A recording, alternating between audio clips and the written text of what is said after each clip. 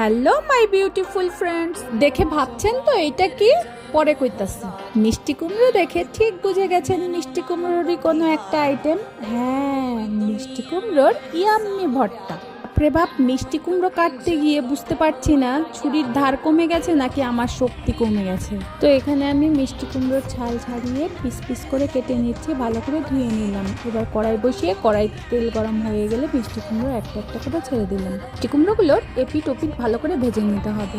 এক এক করে আমার সবগুলো মিষ্টি কুমড়ো ভাজা শেষ। একই তেলের মধ্যে আমি শুকনো লঙ্কা ভেজে নিলাম। এবার তার মধ্যে আমি রসুন ভেজে নিচ্ছি, পেঁয়াজ ভেজে নিচ্ছি। একটা প্লেটের মধ্যে শুকনো লঙ্কাগুলোকে পরিমাণ মতন লবণ দিয়ে ভালো করে ডলে নিচ্ছি। তারপর ভেজে রাখা রসুন আর পেঁয়াজগুলোকে ভালো করে মেখে নিচ্ছি। এবার ভেজে রাখা মিষ্টি কুমড়োগুলোকে ভালো করে মেখে নিচ্ছি। তার মধ্যে কাঁচা পেঁয়াজ দিলাম, সর্ষের তেল দিলাম। এবার শুধু মাখার পালা। জো খায়েগা ওই বুঝেগা কি স্বাদ। ভর্তা রেডি, ভাত নিয়ে বসে গেছি। ও মা গো, কি স্বাদ!